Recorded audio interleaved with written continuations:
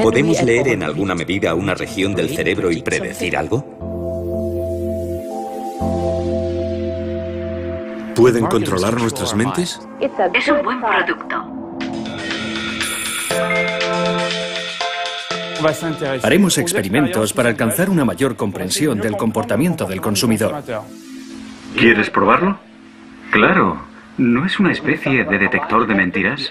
Hacemos preguntas y esperamos obtener la respuesta correcta.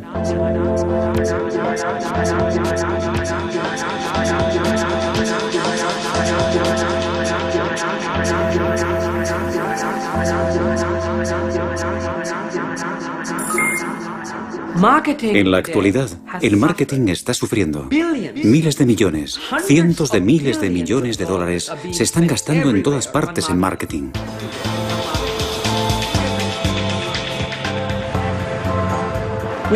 Estamos expuestos a 2 millones de anuncios televisivos a lo largo de nuestra vida, lo que equivale a ver 8 horas de anuncios 7 días a la semana durante 6 años. La economía está en recesión, de modo que cada dólar que se gaste debe producir resultados óptimos. El neuromarketing hace que cada dólar gastado resulte extremadamente eficiente en términos de marketing. Así que el neuromarketing está utilizando nuevas y sofisticadas técnicas de investigación cerebral. Y todas tienen un objetivo, la comprensión de la parte no consciente de nuestro cerebro.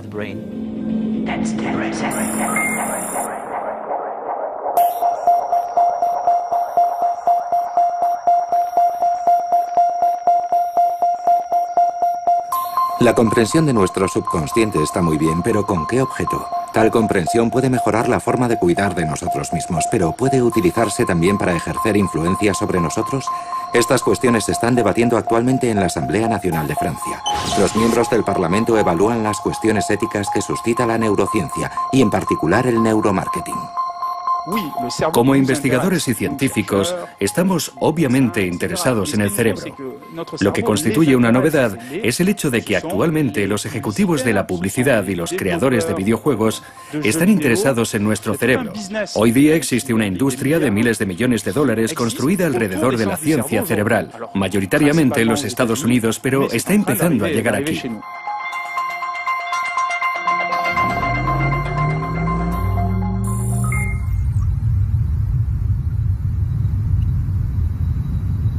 El neuromarketing es la utilización de técnicas de la neurociencia con técnicas clásicas del marketing, y su objetivo es ver cómo el cerebro reacciona ante algo nuevo, por ejemplo, productos, campañas publicitarias o avances de películas.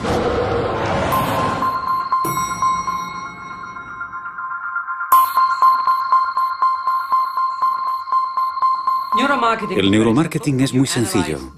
Analizas ondas cerebrales para conocer la eficiencia del marketing, de la publicidad, las marcas, las ventas en local, etc.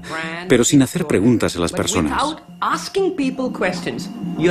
Observando directamente el cerebro y prescindiendo de la interpretación humana, y leyendo directamente el cerebro.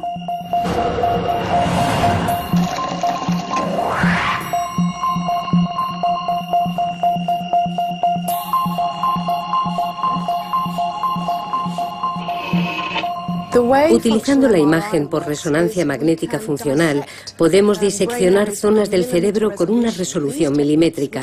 Con estas técnicas, que nos permiten observar el proceso implícito o inconsciente que determina nuestro comportamiento, podemos empezar a interrogar al cerebro de los consumidores qué es lo que realmente estos quieren. ¿Cómo puede la industria estar segura de que fabrica los productos que la gente quiere realmente?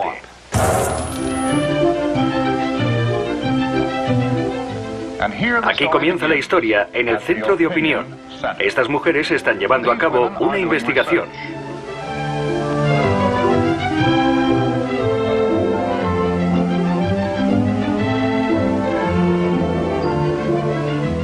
Y estas mujeres también están llevando a cabo una investigación.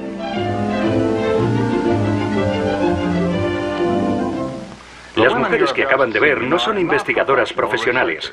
Son simplemente amas de casa de diferentes partes del país, pero todas estas mujeres están realizando una investigación relacionada con los productos para la casa. Investigación en cuanto a estilo, utilidad y ventas. Mucho antes de que este tipo de imágenes existiese, hace mucho tiempo la vida era simple. Los artículos eran escasos y se hacían por encargo. El mercado era local y la competencia no existía. El marketing, por tanto, no tenía sentido. Pero entonces el Homo Industrialis se embarcó en la era de la producción en masa. Desde aquel momento el mercado necesitó expandirse y surgió la competencia. El Homo Industrialis dejó de conocer a sus clientes personalmente. Primero manufacturaba y luego vendía. Todo se aceleró y el mercado se saturó. La oferta era superior a la demanda. Luego llegó la depresión de 1929, que fue cuando apareció por primera vez el marketing agresivo. Encontrar nuevos clientes y librarse de la competencia se convirtió en algo esencial para el buen negocio. Las herramientas de comunicación se multiplicaron y las marcas se convirtieron en el emblema de los productos. Utilizando estudios del comportamiento del consumidor como base, el marketing se postulaba como un método racional y científico. Mediante cuestionarios y encuestas, creía que estaba alcanzando el santo grial: conocer las preferencias del consumidor. Cuando existe una crisis y todo el mundo se ve obligado a ajustar el presupuesto, la gente no tiene dinero para gastar, no se siente pudiente. Hoy todo el mundo se siente pobre. No importa quién seas, incluso Bill Gates se siente pobre hoy. Tenemos mucho cuidado con el dinero que gastamos. Por consiguiente, un vendedor debe esforzarse mucho para convencernos de que tiene algo por lo que merece la pena que invirtamos nuestro dinero, nuestro tiempo y nuestra atención. Ese me gusta. Yo prefiero el de la derecha. A mí me gusta este de aquí. ¿Hasta qué punto son precisos los descubrimientos de los centros de opinión? Hasta la fecha nunca se han equivocado. Es bien sabido que entre el 80 y el 90% de todos los productos que se lanzan fracasan en el transcurso del primer año en el mercado. Y dichos productos son respaldados por grupos focales o datos de cuestionarios. Así que existe una diferencia clara entre lo que la gente te dice y lo que hace. Existen problemas graves en las técnicas del marketing clásico, como los cuestionarios y los grupos focales. Los cuestionarios son parciales y los grupos focales pueden estar dominados por una persona que, en un plano mental, se apodera de los otros gracias a su poderosa personalidad. La ventaja de la industria del neuromarketing es el aspecto de la no verbalización. A la gente no se le pregunta lo que piensa. Si tomamos, por ejemplo, Apple y nos preguntamos ¿qué significa la marca Apple? Tal vez diríamos que Apple significa moderno, guay y sexy. Apple significa de fácil manejo. Y Apple significa innovador.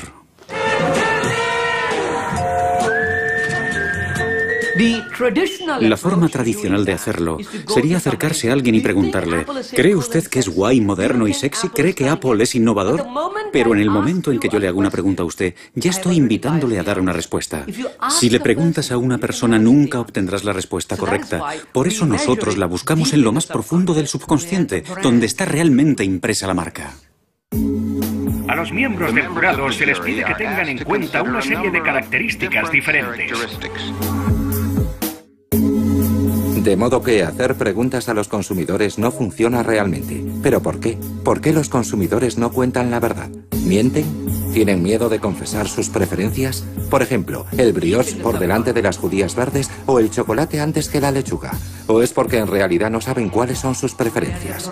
¿Son nuestras elecciones el resultado de nuestras emociones y no de nuestro raciocinio? A los miembros del jurado se les pide que tengan en cuenta una serie de características diferentes. En lo más profundo del subconsciente. Es tranquilizador creer que todo lo que hacemos es medido y sopesado, pero si observamos el modo en el que tomamos las decisiones, veremos que las emociones juegan un papel muy importante. Al principio, el hombre necesitaba un cerebro para respirar, comer, huir del peligro y reproducirse. Y entonces, poco a poco, empezó a querer pensar, conceptualizar y teorizar. Para hacerlo, contaba únicamente con su raciocinio y creía que las emociones eran un obstáculo. Pero estaba equivocado. La razón no es nada sin las emociones. Este reciente descubrimiento se lo debemos en gran parte al estudio de un personaje extraordinario, el estadounidense Phineas Gage. Phineas trabajaba en construcciones de vías ferroviarias a mediados del siglo XIX. Era querido por todos sus colegas de trabajo. Era amable, concienzudo y certero. Era, en una palabra, fiable. Hasta el día en que una palanca le golpeó provocándole la pérdida de masa cerebral. Por increíble que parezca, sobrevivió al accidente y solo perdió el ojo derecho. Tras un periodo de convalecencia volvió al trabajo y fue un desastre. Ya nada fue como antes. Tenía un carácter irascible y era incapaz de tomar una decisión sensata. Phineas fue despedido y durante los 12 años siguientes saltó de empleo en empleo y de empresa en empresa, dejando siempre tras de sí el recuerdo de un hombre insufrible. Gracias a Phineas y otros como él, los científicos descubrieron que el cerebro que piensa, calcula y decide es el mismo cerebro que ríe, llora, ama y experimenta placer. Cuando tomamos una decisión, la emoción tiene la preponderancia. La emoción ayuda al cerebro a examinar toda la información con la que tiene que lidiar. Pero la mayoría de las veces no somos conscientes de esa implicación emocional y siempre justificamos nuestras decisiones racionalmente después del acontecimiento. Por eso preguntas como ¿por qué le gusta ese teléfono móvil? O ¿por qué eligió ese coche? No nos dicen mucho realmente sobre los deseos más profundos del consumidor.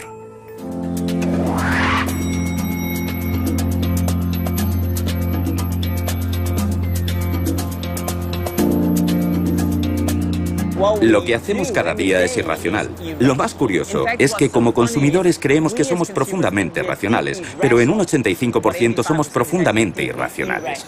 Y por eso las marcas siguen teniendo un efecto en nosotros, porque las marcas son simplemente emociones que trasladamos a un producto. No es algo que puedas tocar o sentir. Está solo en nuestra mente. Y por eso el neuromarketing está teniendo un éxito tan rápido, porque la industria estaba desesperada por descubrir formas de comprender la mente irracional, ya que constituye un importantísimo campo de batalla en lo que concierne a la implantación del valor de marca en nuestros cerebros. Implantar una marca en particular en nuestro cerebro podría únicamente funcionar a través de la decodificación de nuestro subconsciente. El más amplio estudio de neuromarketing realizado hasta la fecha es el libro Comprología, verdades y mentiras sobre lo que compramos. Su autor, el danés Martin Lindström, es un auténtico gurú del marketing. Se promociona a sí mismo por todo el mundo a través de numerosas conferencias. Fue elegido por la revista Time como una de las 100 personas más influyentes del mundo. En sus conferencias no tiene ningún reparo en desmantelar las ideas estereotipadas de los asistentes. ¿Cuántos de ustedes afirmarían que son profundamente irracionales en todo lo que hacen cada día? Levanten la mano. Una joven señorita que se ha puesto de pie ahí. Ahora ya saben el aspecto que tiene. Manténganse alejados de ella. Se trata de un problema muy grave. Gracias por ser tan sincera. Mentirosos. Bueno, ahora tienen que ser sinceros. ¿Cuántos de ustedes tocan madera? Levanten la mano. Vamos a ver. Usted no ha levantado la mano antes, ¿verdad? Efectivamente. ¿Por qué toca usted madera? Para darme suerte. Es para darme suerte. ¿Y cómo sabe que funciona? No funciona. Vaya por Dios. Entonces, ¿tenía usted 5 trozos de madera, 5 trozos de plástico y 5 trozos de piedra?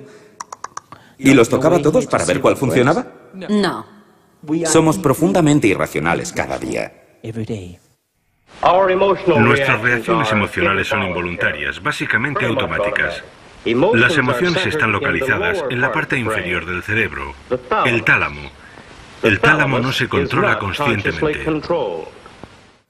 El concepto de emoción es para mí misterioso. Por ejemplo, si preguntamos al propietario de una marca actual, nos enseñará una fotografía de una mujer sosteniendo en sus brazos a un bebé y nos dirá que eso es emoción. Para mí la emoción no es consciente, es algo que nos cuesta expresar, algo que tiene lugar sin que nosotros seamos conscientes de por qué sentimos lo que sentimos. Así que emoción es básicamente la esencia de lo que una marca es. Ahora empiezo a ver lo importante que es comprender vuestras emociones.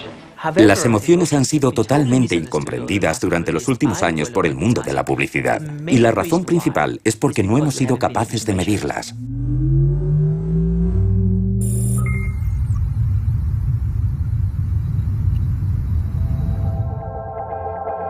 En realidad, mide y registra todo tipo de respuestas emocionales.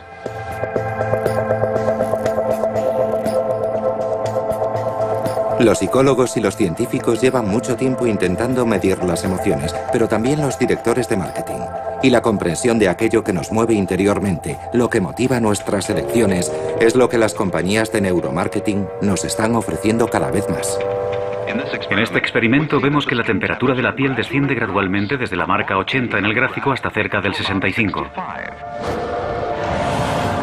Les habla de nuevo el capitán. Aquí, en Berkeley, Neurofocus, una de las compañías de neuromarketing más grandes del mundo, afirma que puede medir la eficacia de un anuncio por medio de un electroencefalograma.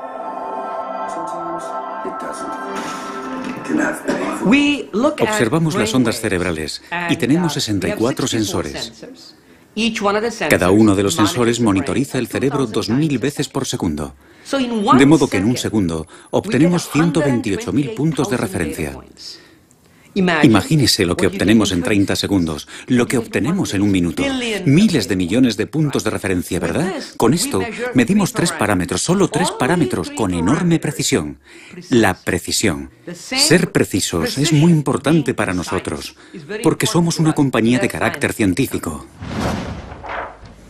Con el cebo Casimir, mi perro vuelve a sonreír. La eficacia publicitaria se apoya en este caso en la tendencia a la felicidad. Si mi perro sonríe, yo sonrío. Optimismo partido por cebo más raíz cuadrada de perro partido por amo es igual a sonrisa al cuadrado. Una compañía de carácter científico. No está mal. Interesante.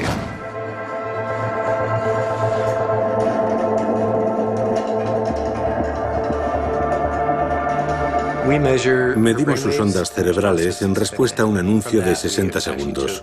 De ahí hemos tomado 3 componentes, que son atención, emoción y memoria. Y a partir de ahí podemos deducir una puntuación total de efectividad, que adjudicamos al anuncio que acabamos de ver. Como puede ver en el gráfico detrás de mí, cada uno tiene su propia puntuación individual, pero si combinamos los 3 obtenemos una puntuación de efectividad.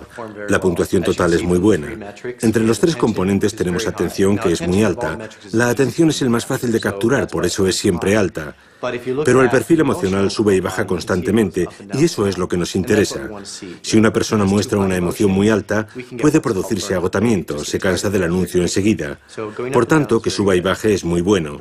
La memoria es el componente más difícil de capturar. Si lo consigue, se trata de un buen anuncio, porque la memoria se mantiene muy alta desde el principio.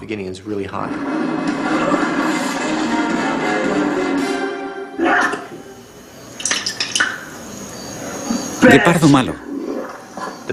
Si conseguimos que la memoria suba, como vemos en el gráfico, que al final sube claramente, eso significa que mostrar la marca o el mensaje al final del anuncio es muy positivo. Y sabes que el consumidor se marchará recordando la marca o el anuncio.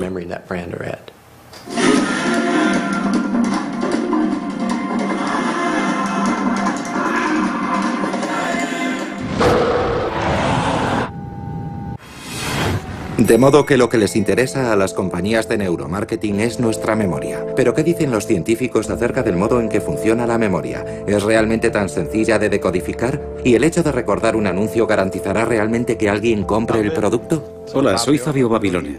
Encantado de conocerte. Bien, hoy vamos a hacer un electroencefalograma para registrar la actividad de tu cerebro mientras ves una película. Bueno, puedes sentarte aquí. Aquí, en Italia, Fabio Babilone, investigador en neurociencia, está intentando descubrir la forma en que la memoria funciona, aunque no por las mismas razones. Él y su equipo quieren comprender los mecanismos implicados en el funcionamiento cerebral, observando la actividad que se produce en el cerebro que recuerda y también en el cerebro que olvida. La mejor forma de hacerlo sigue siendo por medio de la publicidad. Perfecto. Continuemos. Ahora que tienes el gorro puesto, empezaremos a grabar mientras ves la película. Es importante que permanezcas relajado. No te muevas demasiado, especialmente el movimiento muscular. El experimento de Fabio consiste en mostrar un documental con anuncios intercalados a personas cuyas ondas cerebrales quedan grabadas digitalmente. Sus pacientes ignoran lo que los científicos están buscando y lo que se les preguntará a continuación. Babilone los recibe una semana después y les pregunta qué anuncios recuerdan. Y sorprendentemente, un anuncio que se recuerda no genera la misma actividad cerebral que uno que se olvida. Hi, babe.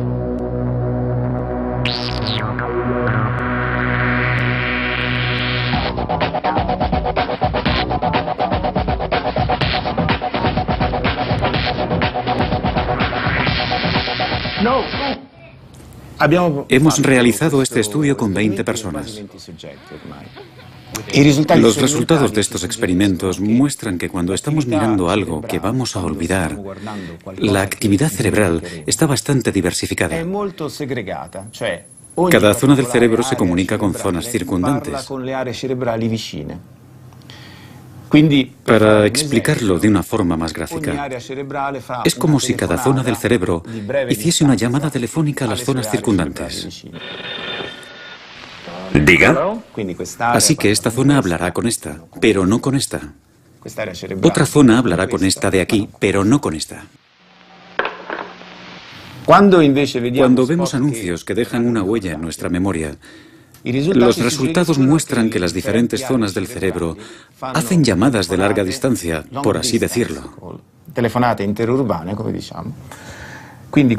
Así que esta zona hablará realmente con esta, y todas las zonas se intercomunicarán con mayor intensidad.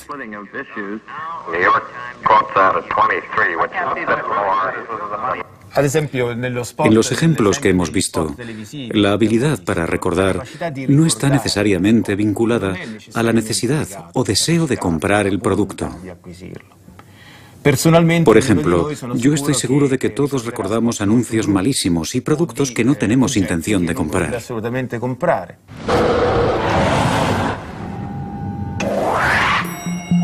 El hecho de que recordemos un anuncio no significa necesariamente que vayamos a comprar el producto. Pero, ¿qué ocurre con nuestras emociones? ¿Están involucradas en la decisión de compra? ¿Y por qué interesa tanto el proceso que conduce a la toma de la decisión?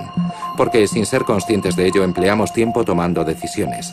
Desde la ropa que llevamos hasta las acciones que realizamos cada día, nuestra vida es una sucesión de decisiones. Aquí, en Palo Alto, los investigadores están interesados en el papel que juegan las emociones en la toma de decisiones. Partiendo de ahí, estudian la decisión tomada en la compra de un producto, porque es rápido y fácil de observar. Lo que interesa a nuestro laboratorio y a otros laboratorios es lo que ocurre emocionalmente, no solo como resultado de algo que te ha sucedido, como por ejemplo haber sacado un sobresaliente en un examen o haber ganado $100, sino también antes de que eso suceda, antes de que tomes la decisión y conozcas lo que finalmente sucede. Si te encuentras en un estado emocional, ¿puede eso influir en tu decisión y en tu comportamiento? Realizamos un experimento para investigar la manera en que la gente compra cosas, porque ir de compras constituye la decisión económica típica que la mayoría de nosotros tomamos, y ello tiene un interés obvio para los economistas, vendedores, psicólogos, etc. Para comprobar si las emociones pueden predecir nuestro comportamiento a la hora de comprar, Brian Knudson pidió a sus pacientes que comprasen mientras eran observados a través de una resonancia magnética. Al principio les dio $40, luego les enseñó una serie de artículos que podían comprar o no. Ellos podían marcharse con su compra y quedarse con el dinero sobrante. Sorprendentemente, Brian Knudson predijo sus decisiones antes de que ellos las expresasen verbalmente, simplemente observando su actividad cerebral. Descubrimos que cuando las personas veían un producto, si se producía actividad en cierta parte del cerebro relacionada con la anticipación de buenos acontecimientos, llamada núcleo accumbens, esas personas eran más proclives a responder afirmativamente, incluso antes de haber visto el precio. Pero cuando veían el precio, si se producía actividad en otra parte del cerebro que parecía estar relacionada con la anticipación de malos acontecimientos y otras funciones, entre las que podrían incluirse situaciones como anticipar un ataque o ver a otra persona sufriendo, si veíamos más activación en esa región aislada cuando la gente veía el precio, era más proclive a dar una respuesta negativa.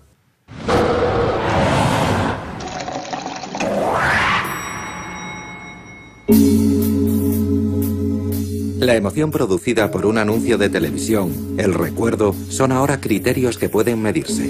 ¿Pero es eso suficiente? ¿Tiene un anuncio el mismo impacto independientemente de en qué franja horaria se emita? Neurosense, la compañía de neuromarketing más grande de Europa, ha realizado un estudio sobre la implicación de los espectadores cuando contemplan un anuncio de televisión. MTV, la cadena que encargó el servicio, quería saber si había una forma de afinar la colocación de sus anuncios teniendo en cuenta los programas entre los cuales van intercalados. Una vez más, una paciente a la que se le hace una resonancia magnética ve un capítulo de South Park con anuncios intercalados. ¿Dónde estaba usted el día que se produjo el tsunami? ¿Dónde estaba la noche del desastre ferroviario de Paddington? ¿Dónde estaba usted el día en que 1 millón de personas huyeron de Sudán? La Cruz Roja estaba allí y continuamos estando ahí para ayudar a millones de personas cuyas vidas han quedado devastadas. Estas imágenes son en directo. Estos son los datos que David está recabando y contemplando ahora mismo. Vemos que las zonas visuales y auditivas responden, de modo que sabemos que el experimento funciona. Descubrimos que el cerebro, en su totalidad, era mucho más activo cuando los anuncios se colocaban y se percibían en un contexto de programación congruente que cuando se colocaban en uno incongruente. Así que se veían zonas relacionadas con la codificación de la memoria, la atención, la comprensión o carga emocional. Una franja amplia de zonas cerebrales. Si miramos el aspecto inverso y nos preguntamos, ¿qué zonas son más activas cuando el anuncio que contemplamos se encuentra en el contexto de programación incongruente? Vemos esto. ¿De acuerdo? Estos son datos exactos producidos por estímulos idénticos. De modo que es evidente que existe realmente una ventaja a la hora de colocar la programación y además podemos cuantificarlo, saber cuánta codificación, por ejemplo codificación de la memoria, se produce en un contexto apropiado. Lo que demuestra las ventajas de colocar tu anuncio en un contexto de sentido común en vez de pagar un dineral para que se emita en prime time en un contexto incongruente. ¿Y todo eso no resulta obvio? Quiero decir, si por pura intuición no resulta obvio que no tiene sentido poner un anuncio de Cruz Roja en medio de un capítulo de South Park. Sí, a nosotras nos lo parece, ¿verdad? Pero la cuestión es cómo medir eso. Conseguir una evaluación objetiva para que la industria cambie su forma de hacer las cosas, aunque a nosotras nos parezca de sentido común que debería ser así. En cualquier caso, los anuncios se emiten de forma inapropiada en horario de prime time.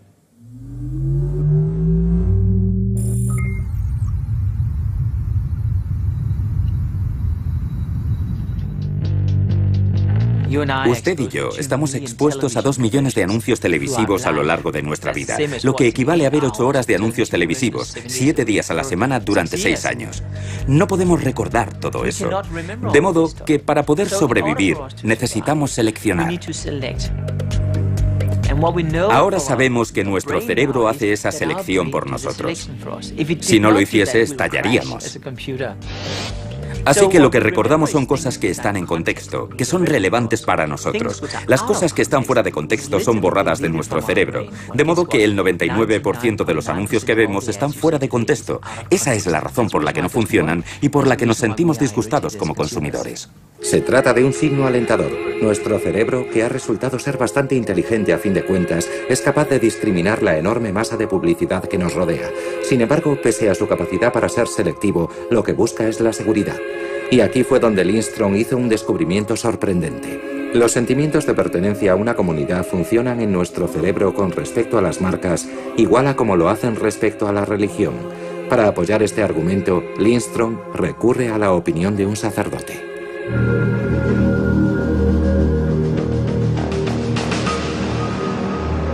El culto hacia una marca y el culto hacia una iglesia comparten grandes similitudes. Es una cuestión de lealtad.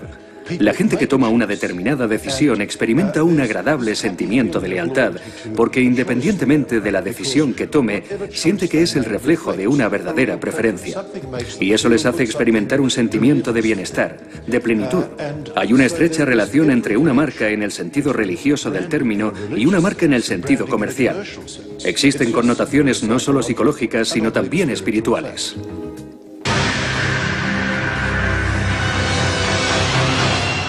Hace 3 años decidí embarcarme en esto como un reflejo de los resultados del proyecto Comprología. Quería descubrir cuáles son los pilares que hacen de la religión una manifestación tan poderosa. No quiero decir que estemos creando una nueva religión, tan solo estamos aprendiendo del mundo de la religión.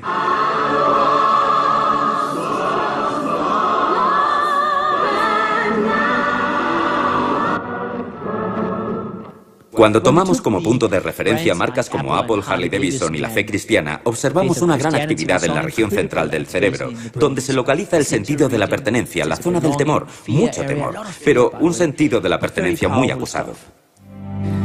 Puedes citarlos, estar en desacuerdo con ellos, glorificarlos o vilipendiarlos, pero lo único que no puedes hacer es ignorarlos. Porque ellos cambiaron las cosas, hicieron progresar a la humanidad. Y mientras algunos ven en ellos a unos lunáticos, nosotros vemos a unos genios. Porque solo las personas que están lo bastante locas como para pensar que pueden cambiar el mundo son las que lo hacen.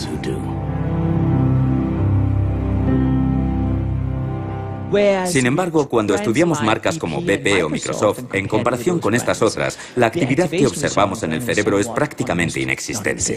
Es muy interesante. Nos indica que no es una simple coincidencia que la religión haya perdurado 2 o 3 mil años. Hay algunos elementos fundamentales que afectan a nuestro comportamiento, y puesto que vivimos en un mundo en el que el miedo ocupa un lugar tan preeminente en nuestras vidas, es evidente que las marcas están aprendiendo de los mecanismos de la religión.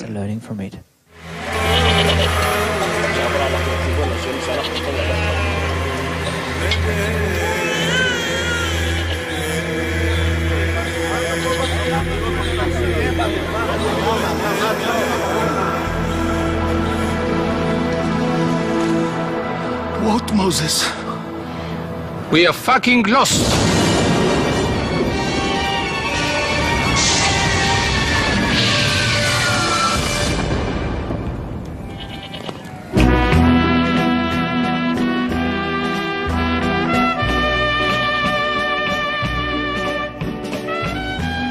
Si le pregunto, ¿es usted fiel a algo? Su respuesta sería, no, yo no soy un perro. No soy fiel a nada. Busco los mejores productos. Pero en lo más profundo de su subconsciente puede que sea fiel. El problema es que se niega a admitirlo o a aceptarlo ante sí mismo.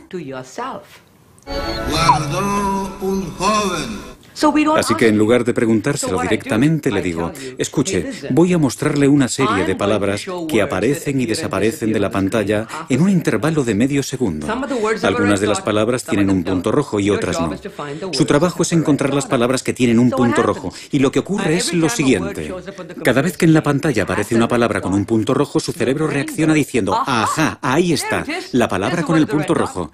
Nosotros lo llamamos la respuesta ajá del cerebro. Es un término neurológico en particular que se denomina la respuesta P300. Se trata de una firma neurológica única y concreta. La cuestión es que cada vez que en la pantalla aparece una marca, aunque esa palabra no vaya acompañada de un punto rojo, si tiene una significación profunda en su subconsciente, su cerebro reacciona de todas formas diciendo ¡ajá! La diferencia nos muestra claramente hasta qué punto las marcas resuenan y están profundamente impresas en nuestro subconsciente. Si la publicidad está bien hecha, es como una religión. Contiene al menos alguno de los elementos que la religión ha creado.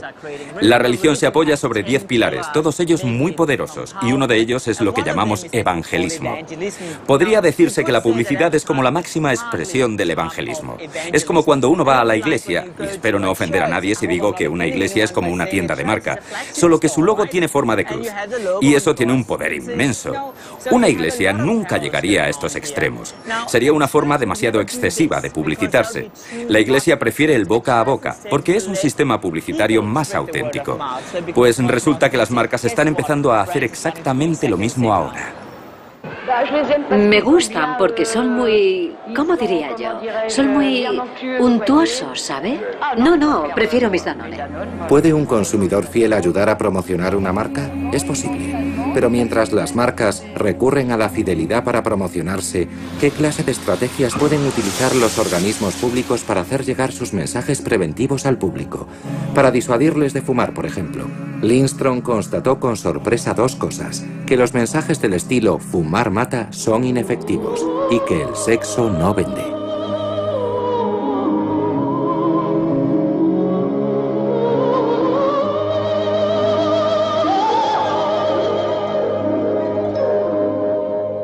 Los descubrimientos más sorprendentes del proyecto Comprología fueron dos. El primero, los anuncios sanitarios preventivos en los paquetes de cigarrillos. No solo descubrimos que no funcionan, sino que de hecho producen el efecto contrario. Fue una enorme sorpresa. Este es el ejemplo de un producto que representa una de las mayores cosechas en los Estados Unidos y uno de los artículos para el consumidor más controvertidos. Trabajo con muchos gobiernos de todo el mundo para resolver el problema del consumo de tabaco, un problema que seguramente nunca seré capaz de resolver, aunque confío en que podré hacer que la situación mejore. Lo que hemos aprendido es que cuando el consumidor coge una cajetilla y ve un anuncio preventivo, se activa en primer lugar el núcleo accumbens del cerebro, la misma zona del cerebro donde se despierta el deseo adictivo. Lo que ocurre es que 10 segundos después de ver un anuncio preventivo, enciendes tu cigarrillo y te sientes bien. Pasados 10 minutos, al encender otro cigarrillo, vuelves a iniciar el mismo ciclo. Lo que sucede entonces es que empiezas a asociar ese anuncio preventivo con una sensación de bienestar.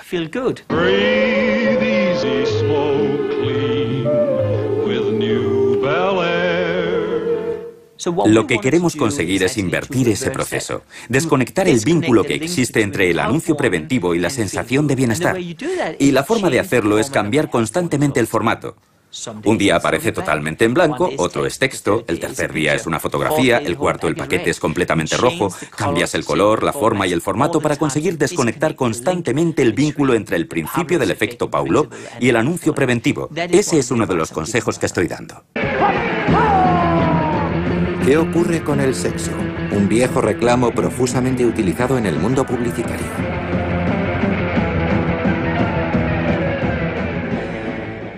El sexo, publicitariamente hablando, no vende. Lo sabemos gracias a Comprología. Pensábamos que vendía y seguramente lo hizo en el pasado, pero hay dos problemas. Primero, el sexo ocupa un lugar tan preeminente en nuestro cerebro que cuando se hace uso de él, nuestra mente piensa únicamente en el sexo y se olvida de la marca. Quand on n'a rien à cacher, rien à cacher, on le montre. Joker n'a rien à cacher, Joker n'a rien à cacher, rien à cacher. Joker 100% jus de fruits, rien à cacher. Joker. Y en segundo lugar, el sexo es hoy en día una materia accesible en todas partes. Puedes entrar en Internet y encontrarlo en 2 minutos. No está envuelto en el misterio como lo estaba hace 10 años. Como consecuencia, no es algo que llame poderosamente la atención. Ya no produce el mismo efecto, por ejemplo, que un anuncio francés de hace muchos años que me viene a la memoria, en el que una mujer aparecía todas las semanas con los pechos ocultos tras un cartel que decía: "La semana que viene enseñaré más". Aquella campaña publicitaria cosechó un enorme éxito, fue muy controvertida y por esa razón dio tanto que hablar. Si se hiciese algo así hoy en Francia no tendría ninguna repercusión porque ya lo hemos visto todo, así que el sexo no vende. Les habla de nuevo el capitán.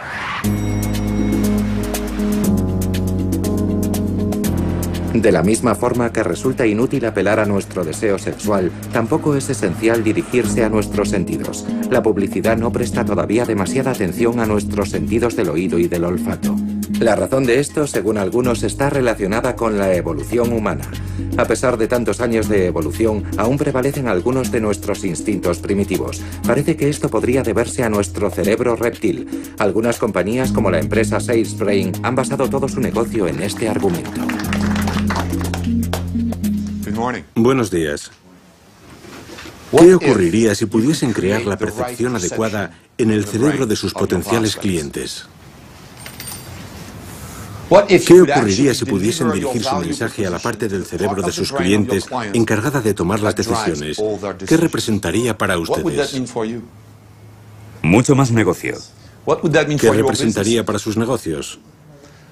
¿Y si el neuromarketing fuese capaz de ofrecerles una fórmula sencilla para hacer justamente eso? ¿Y si pudiesen crear el discurso infalible en cuestión de 3 horas?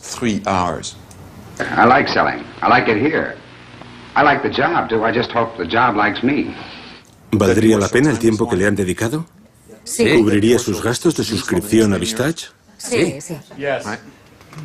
Me alegro. Hola, me llamo Patrick Ramboise. Soy francés. Nadie es perfecto. Como saben, he dedicado mi vida a las ventas y al marketing. No me sentía satisfecho con toda la formación de ventas que había recibido, así que tuve que crear mi propia metodología. Y esto es lo que quisiera hacer con ustedes. Me gustaría repasar desde el punto de vista ejecutivo lo que sabemos sobre el funcionamiento del cerebro. Ayudamos a las empresas a pulsar el botón compra en la mente de sus clientes. El método de Sales Brain es aplicable a todo el mundo porque se basa en la influencia. Se puede aplicar tanto a gente que vende aviones Airbus, plantas nucleares o yogures, incluso a madres que quieren que sus hijos salgan puntuales hacia la escuela. Voy a resumir en un corte transversal lo que sabemos sobre el proceso de toma de decisiones.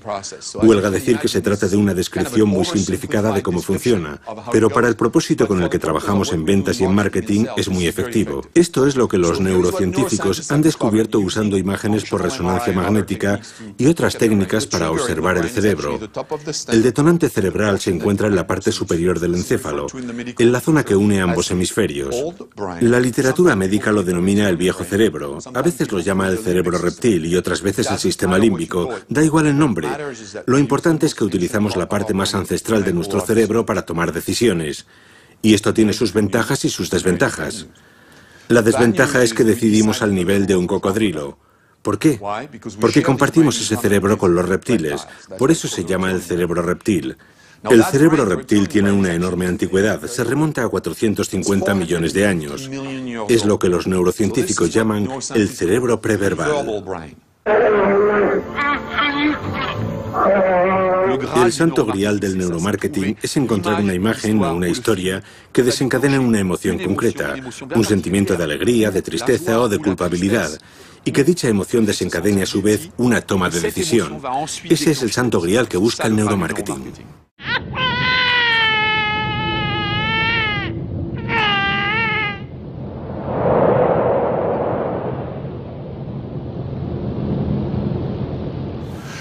¿Cómo se puede ir más allá de las palabras para transmitir un mensaje valioso? El lenguaje corporal es sin duda uno de los medios. Vamos a estudiar lo que hay que hacer para ser capaz de comunicarse con un órgano que ni siquiera entiende las palabras. Les he mencionado las desventajas, pero resulta que también hay ventajas. Y la gran ventaja es que ese cerebro es tan ancestral, tan primitivo, que resulta casi predecible. Resulta muy sencillo echarle la culpa al cerebro primitivo, también llamado el cerebro reptil.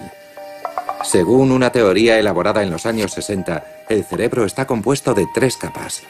Dicha teoría establece que un cerebro arcaico, el célebre cerebro reptil, constituye la capa más antigua.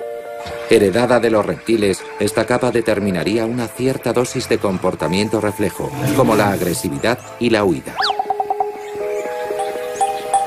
La capa intermedia, heredada de los primeros mamíferos, sería responsable de comportamientos más complejos y estaría vinculada a la memoria y a las emociones. La capa superior, el neocórtex, posibilitaría el pensamiento abstracto y el lenguaje. Reprimidos a raíz de los sucesivos estadios de la evolución humana, los 3 cerebros tendrían dificultades para comunicarse entre sí. Algo parecido a cuando los ordenadores se enfrentan a nuevos sistemas de codificación.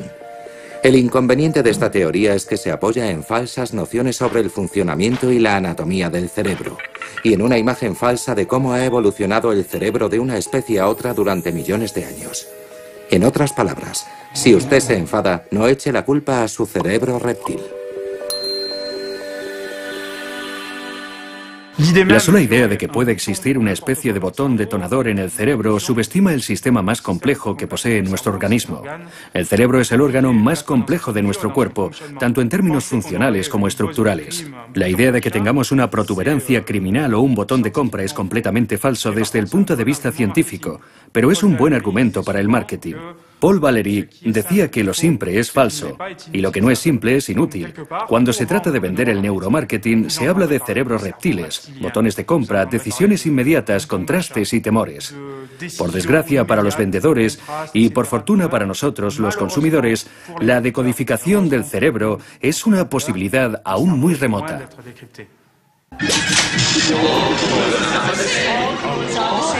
Are the same. All colas are the same. I'll just have a cola. I'll just have a cola. I'll just have a cola. I'll just have a cola. I'll just have a cola. I'll just have a. Yeah, you'll have the. I'll just have. You'll have the. I'll just have a Coke.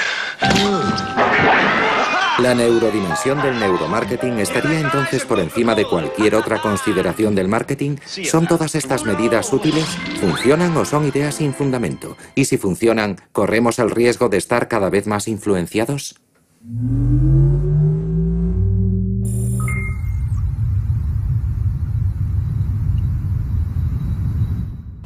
Ningún técnico de ventas honesto le dirá que tiene la solución definitiva, es decir, un anuncio que sea efectivo al 100% gracias a la neurociencia. Todo lo que sabemos sobre el cerebro está sobreestimado por los inversores y por la industria. Por otro lado, sería hipócrita afirmar que el neuromarketing no funciona. Hoy nos encontramos en una posición en la que la neurociencia puede contribuir a ayudarnos a entender o a manejar ciertas situaciones y todos coincidimos en que puede resultar útil. Si aporta cosas en estudios de esa naturaleza, cuyo objetivo es el bien público, es evidente que puede ayudarnos a entender el comportamiento del consumidor. Nunca hacemos nada que tenga que ver con la manipulación. Simplemente medimos reacciones. No creamos anuncios. No creamos mensajes subliminales. No nos acercamos a eso lo más mínimo. No creo que exista un mecanismo o viabilidad económica en el uso de datos obtenidos por medio de imágenes, ni siquiera los obtenidos a través de un grupo focal, que puedan servir para manipular a los consumidores. Lo único relevante es que cuando tratas de vender al consumidor algo que no le interesa, simplemente no lo compra. Subliminal advertising. A very subversive technique which uses images flashed before our eyes that last only a split second, but just long enough to imprint in our vulnerable minds a product's name. Not just that either. Sophisticated vocal tricks are sometimes used without our realizing it at a conscious level. Nadie ha esperado a tener imágenes por resonancia magnética o imágenes cerebrales para manipular a la gente y conseguir que compre cosas que no quiere.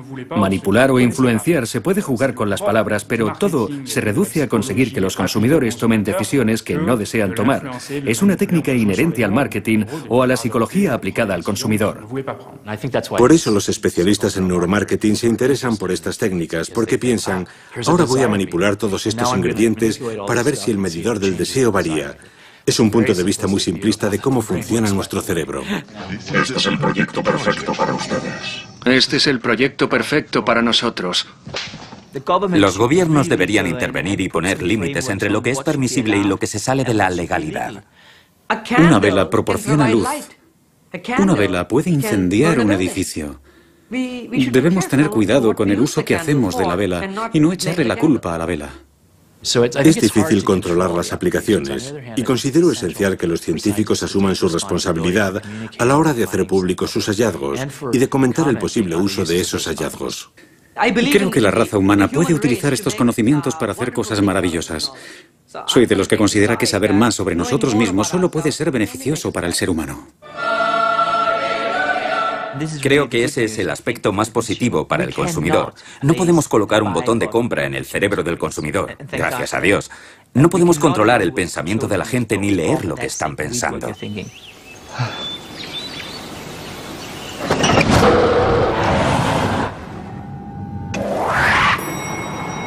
Podemos estar tranquilos.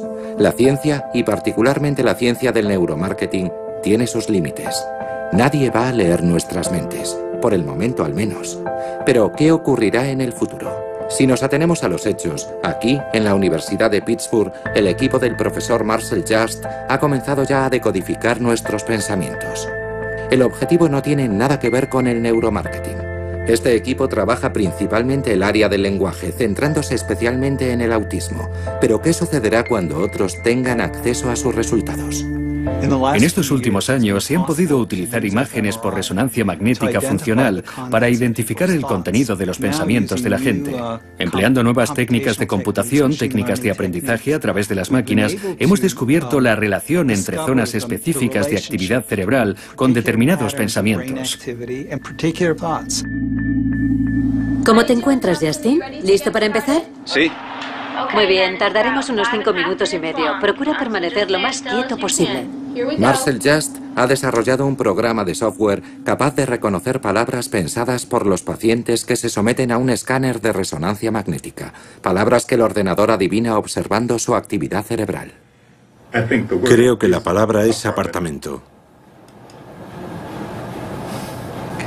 Respuesta correcta. Eso es, lo ha acertado. Ha acertado 10 de 10 en una prueba con 2 posibles respuestas. Ha hecho pleno. Para todos nosotros significa que, hasta cierto punto, cuando pensamos en una silla, en una manzana, en un martillo o en cualquier otro objeto material, nuestros cerebros reaccionan de una forma muy similar.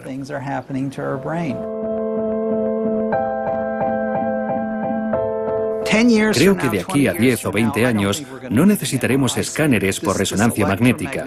Es una actividad electromagnética que se produce en el cerebro y algunos sensores serán capaces de detectarla.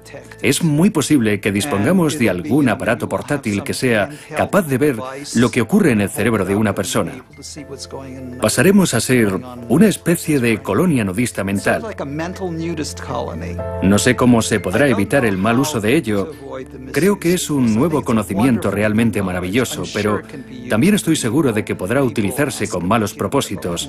La gente se pregunta, ¿qué pasará con los interrogatorios policiales? ¿Qué pasará con el neuromarketing? Estoy seguro de que se utilizará con fines poco éticos. Normalmente requiere la cooperación del individuo. Tengo que pensar manzana antes de que nadie pueda verla, pero al final creo que requerirá de una menor cooperación. Entonces, ¿es perjudicial que todo el mundo sepa lo que estás pensando? Bueno, sin lugar a dudas representará el fin de la privacidad. Creo que a medida que avanza la ciencia, las posibilidades de manipular a la humanidad, tanto para bien como para mal, son enormes. Realmente enormes. Creo que seremos capaces de cambiar la naturaleza de la raza humana.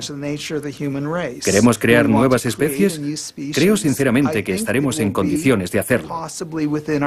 Aunque la idea es algo que verdaderamente me sobrepasa. No sabría cómo gestionarla. ¿Queremos hacer algo así? Pienso que será una de las grandes cuestiones a la que nos enfrentaremos los seres humanos y ocurrirá muy pronto.